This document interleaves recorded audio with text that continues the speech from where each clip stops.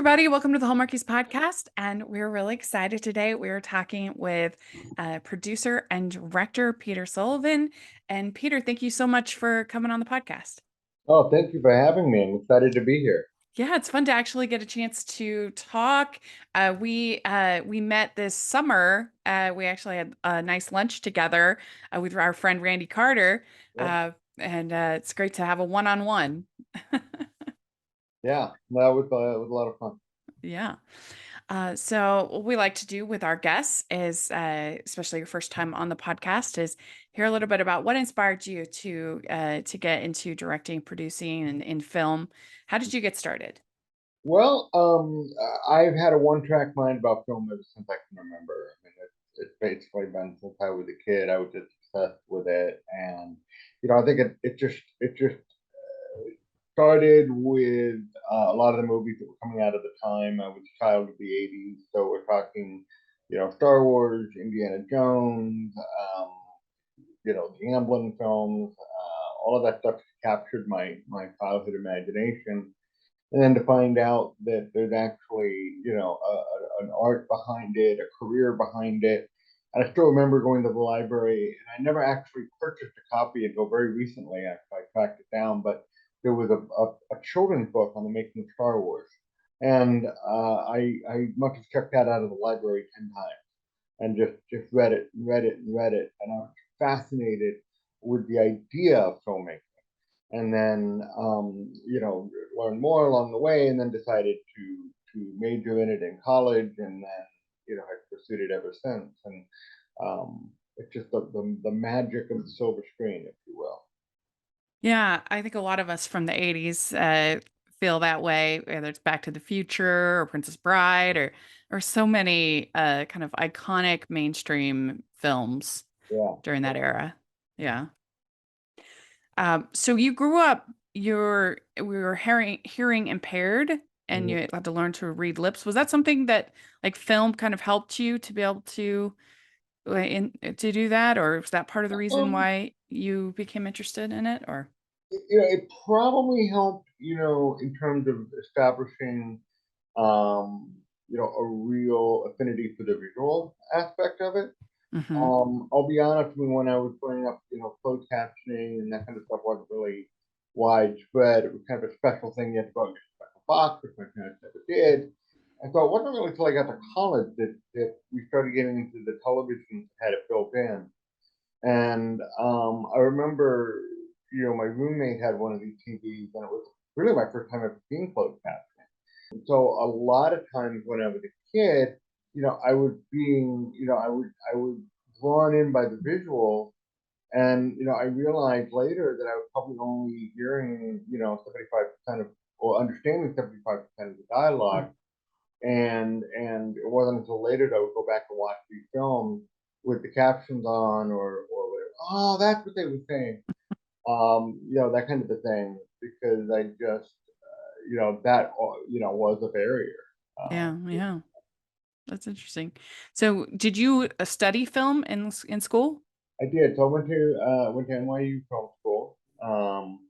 And back then, I mean, film schools have become much more prevalent now. But back then, there really weren't that many of them. I grew up on the East Coast. So NYU was really the closest big one at the time. And so I went there. And now, of course, obviously, it's proliferated, and to the point where you can even study filmmaking in high school. But back then, that certainly wasn't a thing. But even in high school, I remember I got my drama club and my video club together to do a project that they'd never done together before, and that was sort of like a way of creating, if you will, a film school environment in high school. Yeah. But then it was film school for college for sure. Oh, that's fun. So you did films like with your friends growing Oh, up. sure. Yeah. My brother, once my parents got a camcorder, the day we opened the camcorder for Christmas, my brother and I would make movies. hmm He would play all the parts, and so I would run the camera in one direction, and he would play a character, and would turn the camera around, exchange clothes, and be the other character, and would ping pong like that through the entire scene. It was a lot of fun. Yeah. Yeah. I think that you have the most credits of anyone I've ever interviewed on your IMDb. 158 produced films slash TV. That is pretty We're impressive. very busy here at Hybrid. Yeah. Wow. So how did you get that first job you go Yeah. into? My first job, and this actually is about how I got into the TV movie world. Well, it was an internship, and this was again the days really before widespread internet. So in order to get a job, you couldn't just go on the online job boards. You actually, you had to find other ways. So I got a book, an actual physical book from the bookstore on how to get a job in the film and television business. And in the back was a list of companies looking for interns. And I wrote to them all, I cold called them all. One company was willing to accept me in Los Angeles without ever having met in person. There was no Zoom back then or anything. We only spoke on the phone. Ended up at this company, and they happened to make TV movies. And that was an internship that then turned into a job after I graduated. I went back to that same company and worked, starting from paid intern up to I did deliveries for a while in their PA department, and then worked my way up to development assistant. As a result of that particular job, I met another assistant who'd gone on to another company, and I had written a spec that was set on an island, and it was dating myself here. Survivor had just launched the show, and it was like the first season. And I thought, wouldn't it be interesting if you did a slasher movie where the characters on an island doing this reality show and they're being killed off one by one? And so, based on that, this other company owned property on an island. They were looking to make movies. And they were like, "You don't happen to have a script set on an island?" And I'm like, "Well, actually, I do." And that was how I got my foot in the door. And not only did I get my foot in the door there, but I met a junior executive at that company who is now one of the principal producers at Hybrid. And so that's how the whole thing connects back to that one internship, that one, thing that just started a whole chain of events that led to where I'm sitting right now. So I guess the book worked. The book worked. It did. Yeah, it was Magic the book. effective. That's good. That's really good. Ho, ho, ho. We'd like to take a second and thank our sponsor for this episode of the podcast. It's the Hallmarkies Patreon. Do you love Hallmarkies podcast, especially at Christmas? Do you enjoy the holiday previews, recaps, interviews, and bonus episodes? If the answer is yes, please consider supporting the Hallmarkies Patreon. We need your help to do what we do both during the Christmas season and all year round. But not only do you help a podcast led by strong, independent women by becoming a Patreon, you get to become a part of the Hallmarkies family. Starting at only $2 a month as a patron, you will have access to our Facebook Patreon group where we talk about the movies, shows, and more all year. We also have many monthly patron watch alongs with guests like Lacey Chabert, Natalie Hall, Paul Campbell, Mary Lou Henner, and more, giving their behind the scenes details of their films. As a patron, you also have the chance to provide input into the podcast and even join us at different tiers. So this Christmas season, spread some cheer to the Hallmarkies Patreon and become a member today. You won't regret it. Go to patreon.com/hallmarkies to learn more. That's patreon.com/Hallmarkies. So you've done a lot of thrillers Mhm. versus Christmas movies. And I'm just curious, which one is harder, doing the thrillers or the Christmas movies? I think they both have their challenges. I like to go back and forth. Hmm. So I like to balance it out if I'm doing something that's like, really, really funny or romantic, and it's kind of fun and refreshing to do something that's a little scary or intense, or vice versa. You're doing a thriller or a horror film, and then it's just, after a while, it's kind of like drags you down. Hey, let's do something light and funny, Like I really try to go back and forth. So for example, the first one I directed this year, we're still finishing it up, but it was very much a horror thriller film. And then immediately the first film I directed after that was this really wacky kind of Christmas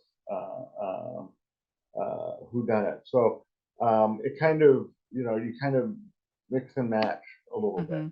When we met, I was producing the Gabby Petito story at the time in Utah, and when I got back to LA, I couldn't wait to do something lighthearted and fun. Yeah. Which was turned out to be the case of the Simon. Just because it was is so much fun and you know funny and just you know. But even going back to one of my first student films I ever did was a Christmas film. Oh, So really? I feel like Christmas has just always sort of been there, not necessarily intentionally, but it's always a holiday I enjoyed. And little did I know I was setting a precedent for myself back in '96, I guess it would have been when I made that film. That I did a Santa Claus movie in film school. It's Oh, pretty, really? yeah. Yeah, who knew that this was going to be I had no such a idea. thing? I had no idea. Yeah. I saw that you did like a Christmas tornado movie. I did. I know. That sounded pretty fun to me. It was, and it's funny. Like we were sort of Sharknado before there was a Sharknado. It was like the idea. I mean, because the movie is does not take itself seriously. Yeah, yeah, yeah, yeah. I mean, it's not a comedy. Right. It does it with a straight face. But I mean, come on, it's a Christmas tornado movie. So yeah, so I mean, it was a great cast. They had Casper Van Dien in that one. We had Chloe Pratt. We had a wonderful young actress that we found. It was one of her very first films she'd ever done, and she's gone on to a wonderful career. Haley Lee Richardson. Oh, And yeah. literally, I think we were one of her first, if not first, dramatic roles that she did. She had just moved out to literally, I think, within the last month from I believe Arizona, and we put her in this movie. She was phenomenal. But no, it was it's definitely it's schlocky and it knows it. Yeah, Yeah, yeah. it was fun to mix and match the genres, and we're doing that this year. I did it with two other movies where one is a Christmas whodunit, so taking the Agatha Christie model and the Knives Out, making that a Christmas movie, and then another one that I did, which was a sort of mistaken identity caper, almost like a Pink Panther kind of thing, but set at Christmas. So I love mixing and matching genres, not always doing the same kind of romantic. Yeah. So you produced 12 projects in 2021. And how do you balance doing so many? You have to you kind of have to keep them, sort of draw little partitions in your brain. So, you know, I have three hats that I wear, and I try to keep them separate. There's my writing hat, which is first and foremost what I've always done. So that sort of is like my main focus. I'm just really good at like when I'm focused on a script, I'm only focused on that and until it's finished. And then then I'm even if it's something I know I'm going to direct or I'm not directing, I don't let the director in. It's just writing. The director will figure out how to do it later. But I really try not to think as a director or producer when I'm writing. Then when I'm directing, I treat the script, whether it's mine or someone else's, as just a blueprint. But I try not to get too precious about anything because now I'm just looking at it as a director. And then as a producer, that's sort of what I look at, what I do, my day to day here at Hybrid and helping to keep the company going is just creating a pipeline of development stuff, working with writers, working with stuff. And again, that's sort of built out of what I started doing, from that internship, working my way up to development assistant. Eventually I became a junior development executive with a couple of producers. I was at Artisan for a while in Lionsgate. I was with a producer. I had to deal with her. So I've been doing development work for almost my entire career. So that's like a separate part of Hmm. skill set that I keep separate from the writing and the directing. So it really depends on what I'm doing at that moment and which hat I'm Yeah. wearing. But I try never to have more than one hat Well, you've done a bunch of movies in Utah, where I'm from. And so that's fun to have you here, and you've obviously made some in other places, but I'm curious, what do you think makes the best fake New York? Utah, Vancouver, or some other place? I'll tell you, probably the best that I've done, and I only did one movie there. Probably the closest that I found was Bridgeport, Connecticut. Oh, okay. Yeah. Um, and I'll tell you because it was a similar age city. The buildings are very similar. The architecture is very similar. The streets very similar. So to me, that was probably the best physical match. The easiest for me is by far Salt Lake City. I Hmm. really love shooting there. I love the people. I think, they're very accommodating. I think the downtown is big enough to give it the scope, but not so big that it becomes unwieldy. It's still very production friendly. So, to that respect, I would say that. But if you look at my movie, Broadcasting Christmas, which was a Hallmark film a number of years ago, I feel like that version of New York, which we did in Connecticut, is probably visually the closest. Hmm. That we've Interesting. done. Vancouver, the problem I run into Vancouver, besides the really abundance of mountains that you have to be careful of.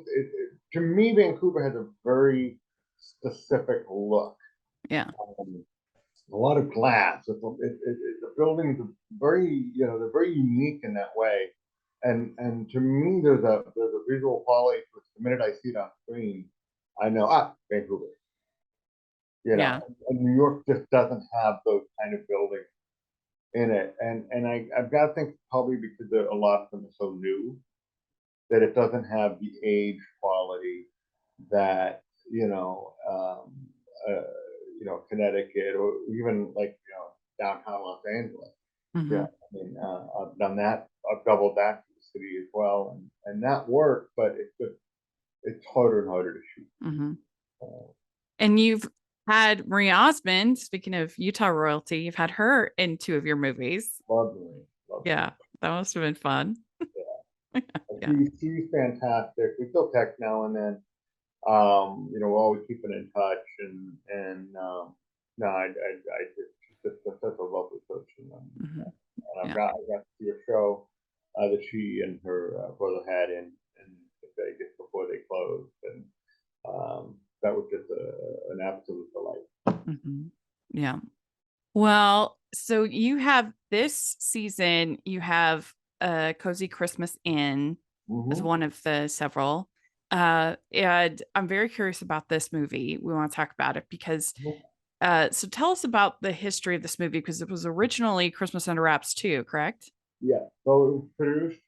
Yeah, it was produced as a sequel to Christmas Under Wraps, and or I should say a continuation of what I call the Garland saga. I don't know if it's like I would call it a true sequel, but it continues the Garland story. Was it originally planned to be with Candace and then things didn't work out or? In development process, we did reach out, but as you know, she has now gone on to GAC and has a very lucrative deal there. So it just wasn't going to work out.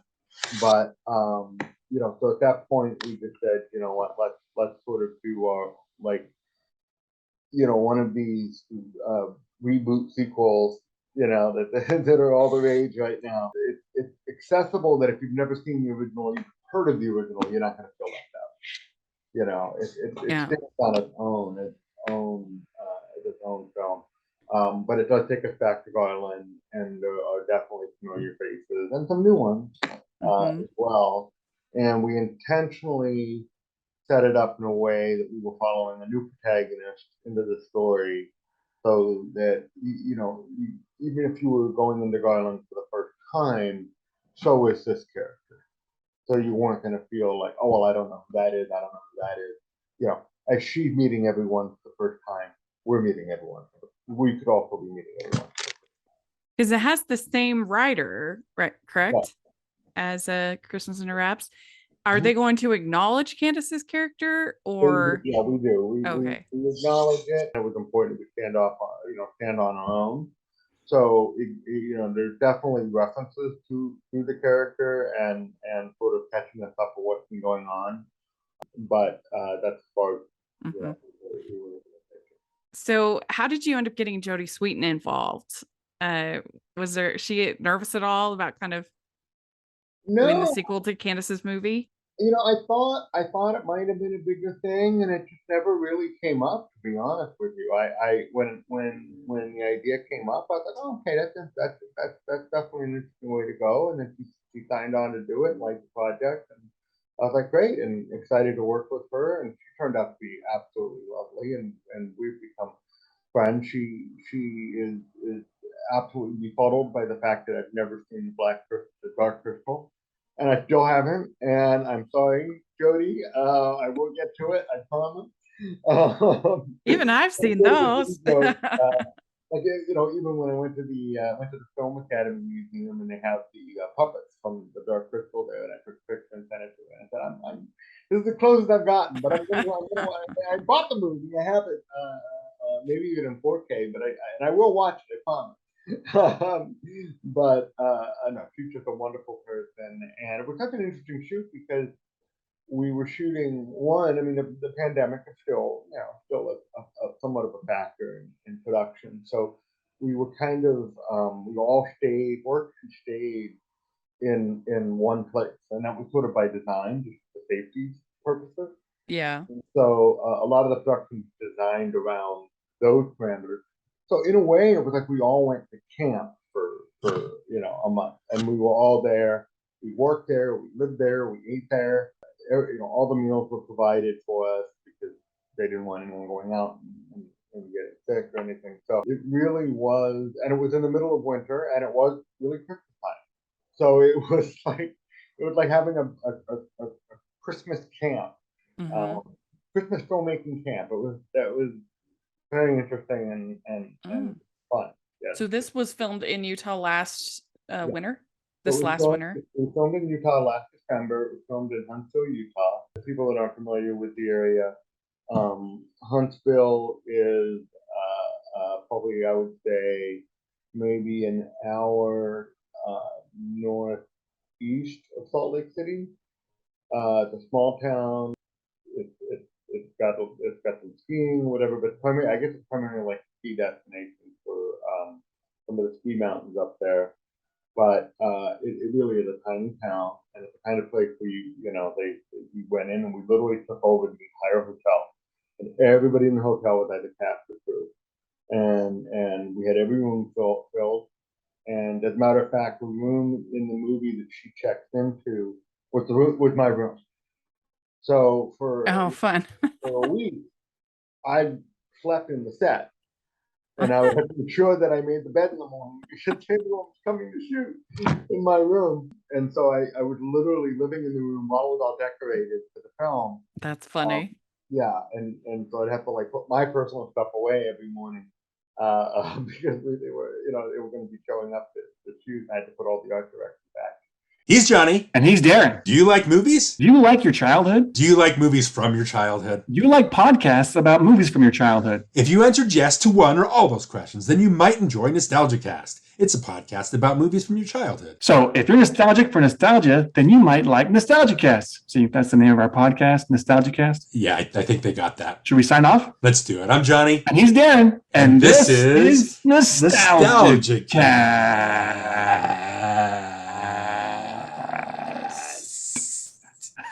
I win. But yeah, it was that kind of shoot. And it was interesting because it was really cold and it was really snowing, and we got we did get a snowstorm about halfway through the shoot. So the snow that you see in the movie is real. It's the first time I've had real snow in one of these Christmas movies, not fake. As luck would have it, the day that we were all supposed to get back in the car and drive back to LA was a blizzard. I remember we wrapped, we all went to dinner across the street at this lovely barbecue place, and just had a great time, and then stepped right back out onto the sidewalk. Couldn't see 5 feet, and I was like, oh my god. And then in the morning, woke up, had to dig out the car and drive back to Los Angeles. Yeah, I remember that last December. I remember that Yeah. blizzard. Yeah, I've never seen so many trucks facing the wrong way. Driving back with more hairs. And it lasted. I mean, that snow was pretty much almost all the way to St. George, I would say. Yeah, It was it was a lot. pretty wild. Yeah, well, I guess if you're trying to do Utah as Alaska, that's a good time to go to It is. film. I remember one morning we woke up and I looked out the window and I saw it was snowing. And I quickly called my assistant director and I said, I don't care what we scheduled for today, we're going to shoot the exterior right now. Get everyone, Mhm. get the camera, get the new script pages out. We're going to go shoot right now. And we Mhm. did. And we shot in an actual snowfall, just because I wanted to take advantage of what Utah had to offer. And, I didn't want to waste an opportunity to see some real Christmas magic. So is David O'Donnell, is his character the same character Yeah. from Christmas Under David Wraps? O'Donnell's back. We have Brian Roy Murray back as his dad. Mhm. We brought the mom back. We brought Hattie back, Hattie's Diner. And then we've introduced some new characters. I mean, one of the exciting things about this, and one of the reasons why it was important to me to have Jennifer working on the script, was because I wanted to meet new characters. I wanted to expand Garland a little bit.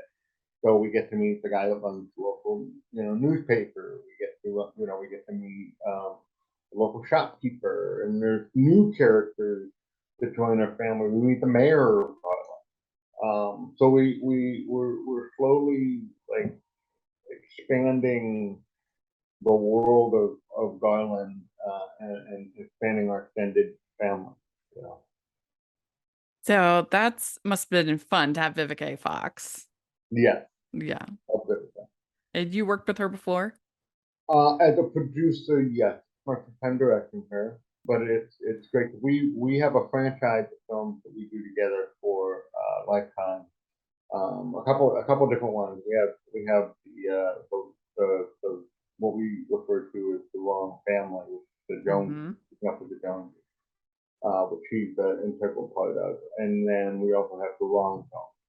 And it's sort of become a running gag that she's in all of them, and at some point in the film, she will use the title in her dialogue. You messed with the wrong boyfriend, the wrong, Yeah, grand- you do have a lot of those. I didn't realize there were so many. You have yeah, because they're very popular, Mhm.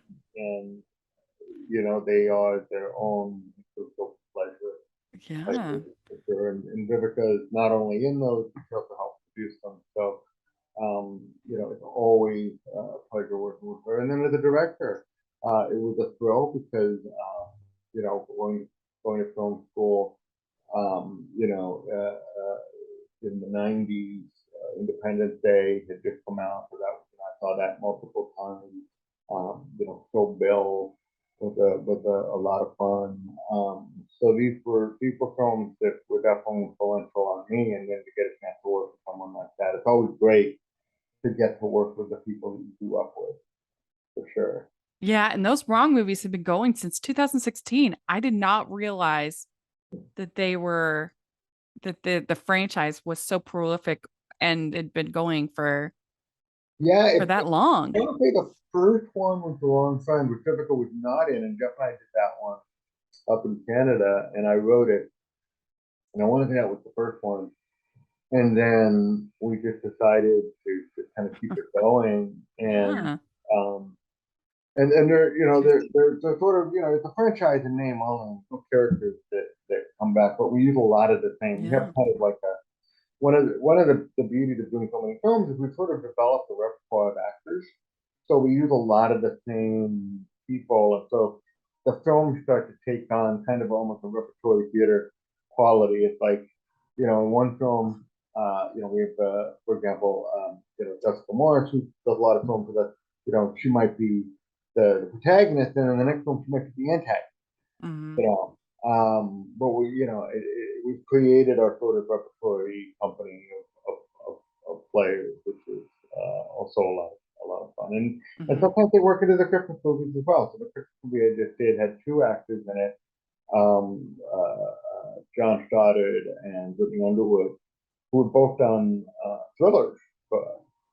And here I was putting them in a Christmas caper, and found they're both very funny, but they don't get an opportunity to be funny when we're doing, these thrillers for sure. The Christmas capers. It looks like there's two: The Search for Santa and The Case for the Christmas So Diamond. I directed the case. I produced all the four of them. There's four anthems. I directed the case of the Christmas Diamond and Christmas Prince and Pauper. Do you, are we going to get those next year, you think, or will they Those get will picked come this up? year. So Christmas Diamond comes in late November, and Prince and Pauper is in December. Oh, good. Okay, good. Yeah, to look forward to, and they're a lot of fun. We've got Tom Arnold and the Prince and Pauper, and then we've got William Baldwin and Simon. And like I said, it was an opportunity to do the sort of Agatha Christie Knives Out whodunit, which I've never gotten to do, and I always loved the genre. And then blend it with Christmas, which is, one of my obviously favorite genres. So a lot of fun. I had a lot of fun with that movie. Yeah, yeah.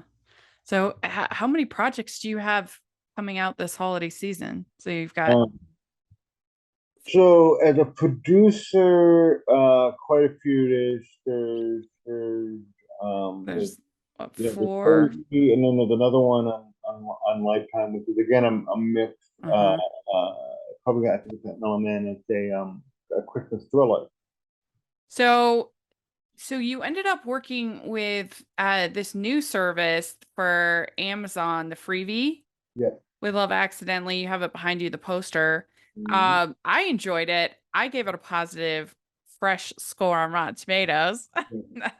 But I love Aaron O'Connell and Brenda song. So I thought it was a fun, cute rom-com. So what was the story behind that one? That was done independently, and then Freebie acquired it and then made it their first original film. They had just launched. It was so long in the making that I didn't even that they were rebranding as Freebie at the time. So that was kind of interesting. That was I found that out because I have an Amazon television. Today I saw this notice pop up on my television advertising this thing called Freebie, and I didn't know what it was. Like, oh, okay, I see now. Yeah. But it was great. That was done right in the peak of the pandemic. That was really a really interesting shoot because we had to keep it so small and contained because that was really when everyone was really at peak Yeah. protocols and everything, masks and all kinds of stuff. But it was so we were like, well, what kind of movie can we do given all these parameters? We can't really do these big set pieces and Christmas parties and that kind of stuff. And it was like, well, we kept going back to what was always one of my favorite romantic comedies, You've Got Mail. And it was like, how do we update that idea for this, it's funny, I don't think of You've Got Mail as being an old movie, but it is. Yeah. And you watch it now and it's like, oh yeah. Yeah, the tech. Come away.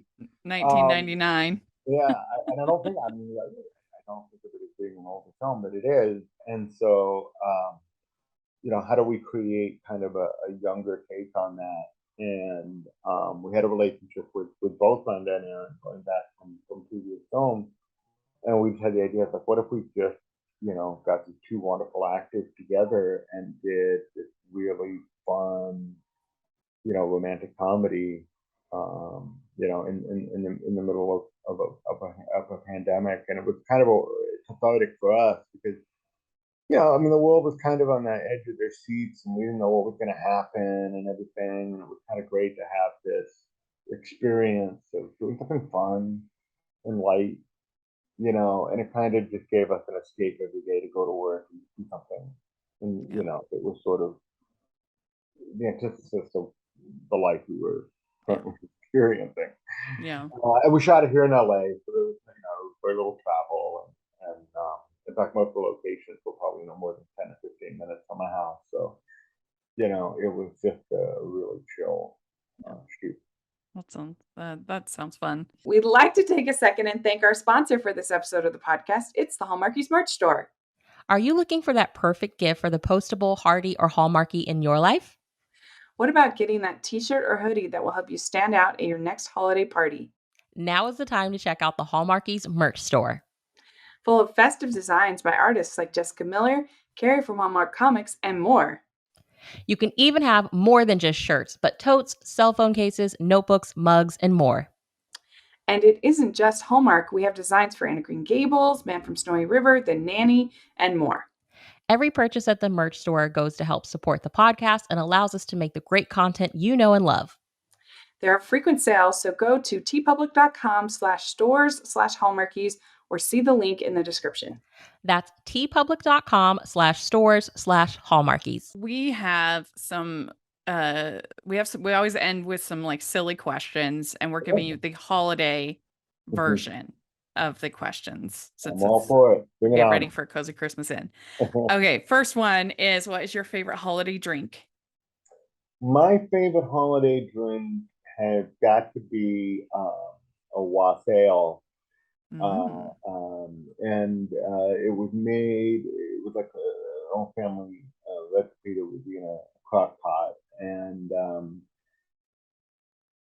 it was like, I can't remember, I haven't had it in so long. We haven't had, we kind of stopped having these big family get togethers a couple years ago.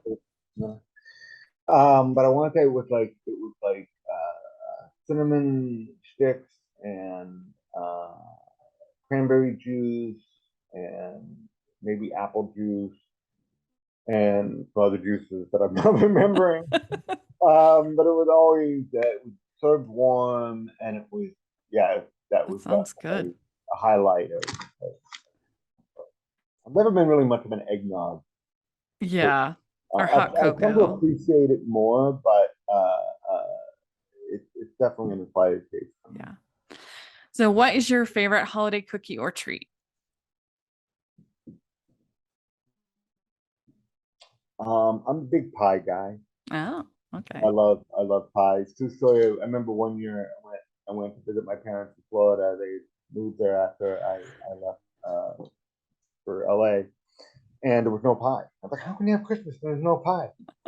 And Christmas Day in the middle of Central Florida, it's not exactly, you can't, there's no 24-hour market. You're going to run down and get a pie. Everything was closed. But the local Waffle House was open, and they had pie. And so I went to the local Waffle House and got pie and got it home. So Peter could have his Christmas pie. That's funny. Okay, what is your favorite Christmas song or carol? I am a big traditionalist. I'm gonna go with Jingle Bells with Decca Halls. Very good. Very good. Okay. What is your favorite classic Christmas movie? Well, it depends on how old we're going here. I mean, for me, the Christmas movies I watched a lot growing up were, the Christmas Carol that always the version of the Christmas Carol that always stuck in my head when I was a little kid was the one with George C. Scott. Yeah. That was sort of I think the first one and then Mickey's Christmas Carol. Yeah, that one's great. I saw that in the theater with the rescuers when I was a kid, and I always loved it. And then if you start to get older, the more recent Christmas classic, Christmas Story, the big one. Yeah. Yeah, is a great one. Those are good ones. Okay, which do you like better, Scrooge or the Grinch? Scrooge. Okay. Which do you like better, clear lights or colored? Clear. Would you rather be in a snowball fight or build a snowman? Build a snowman. Okay. Do you consider yourself a good gift wrapper? I'm a terrible gift wrapper. Yeah. Immediately the gift is from me because it looks like it was wrapped by somebody who was blindfolded and using their feet. I don't know. It's horrible, horrible job at it. Do you have an ugly Christmas sweater? I do, and it's got it's basically Empire Strikes Back Star Wars sweater. Okay. So it has all of the snow walkers and stuff on it. It's great. Very good. Well, you did it. You answered all the questions. There we go.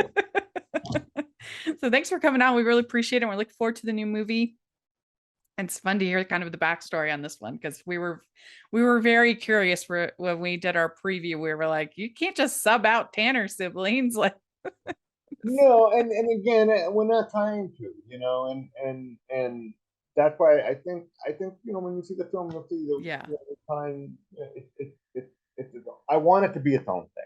Yeah. I think it'll be fun. Well, thank you so much. We appreciate it. And are you on social media or anything like that you want to share? I am. I'm on Twitter, P Sullivan, director, and then Instagram as well. PL Sullivan, something like that. I'm not really good at verbalizing them, but I am on. Yeah. We'll put that all in the description so people can follow you on Twitter and your projects. And so thanks again for coming. And next time you're in Utah, we'll have to go to lunch again. We'll go to get some more chowder. Yes, that would be good. Well, I hope you have a very Merry Christmas. Okay. I'd like to thank Peter for coming on the podcast. I always love talking with directors and producers. I think it's really interesting. And so I hope y'all enjoyed that. And you can find me at Rachel's Reviews, all over social media, iTunes, YouTube, and on Rotten Tomatoes. So check that out. Also, make sure you're following the podcast at Hallmarkies Pod and Hallmarkies Podcast, all over social media.